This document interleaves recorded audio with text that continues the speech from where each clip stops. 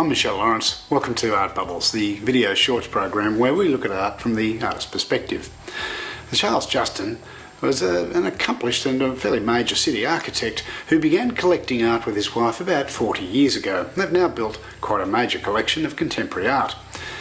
With his daughter, who's also an architect, they've designed and built a brand new home for themselves, which also happens to be a fairly major gallery space. And it's part of an international movement around the world where people are building new homes with galleries as part of the build. It's really worthwhile having a look. So we took a sneak preview before the gallery opened. One of the things we're trying to do is we're trying to demonstrate to people that our art is accessible and that you don't have to be a schoolyanaire to collect art, and that it can be a really enriching experience to have art in your life.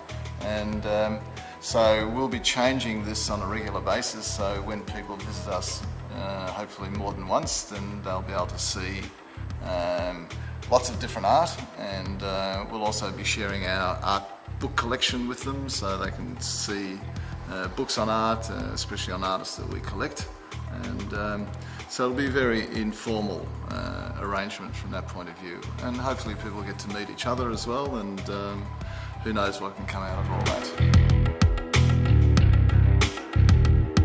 There's a famous book written by John Buchan called 39 Steps, which was actually turned into a movie by Alfred Hitchcock, and recently there was a play made of that. So it's quite famous. If you mention 39 Steps, people will know what you're meaning about. It just happened when we designed the place, we had 39 steps, and we thought that was an ideal scenario.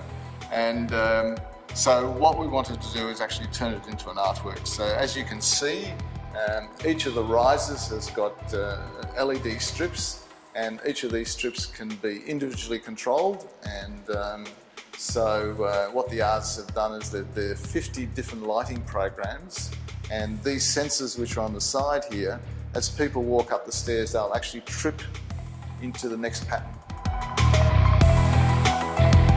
And this paint is sort of almost 100% pigment, and we actually bought it from an art supplier who supplies paint to artists to do their painting, and we applied that to the wall in strategic places because we wanted to have the idea of a huge 3-story wall painted in an art colour. So one of the ideas behind JAM is to have 2 curated shows, exhibitions per year.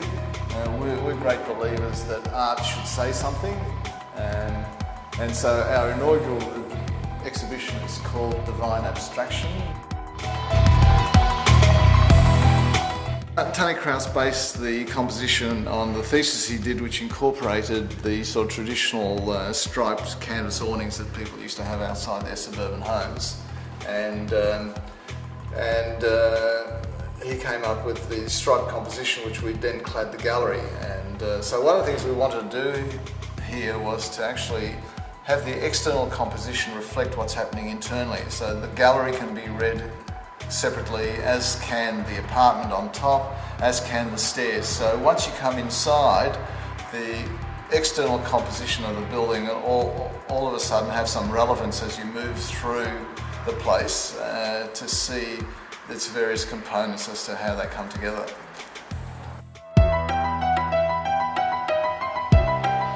We've been living here for about a month, and it's been sort of quite intense because unfortunately the project was much later than we had expected, and we had this sort of agenda to get the exhibitions going and open to the public. So basically we had to move in and unpack and set up, and the place wasn't even finished. We've been having tradesmen working here for the last month as well, and that included setting up the gallery and setting up all the infrastructure, and I think we'll make it, but just by the skin of our teeth.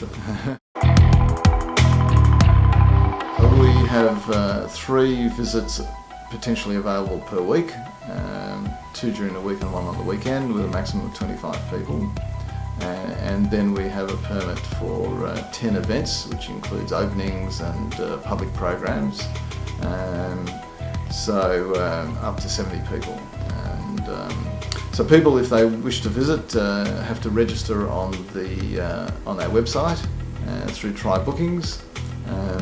There is a charge of $22 for people who want to visit, and we also have an arrangement which we are now negotiating with some non-for-profit organisations that they're welcome to visit here as part of their fundraising, and the money that we collect we will then donate back to that organisation, and we also will be embarking on a schools program which will also be free.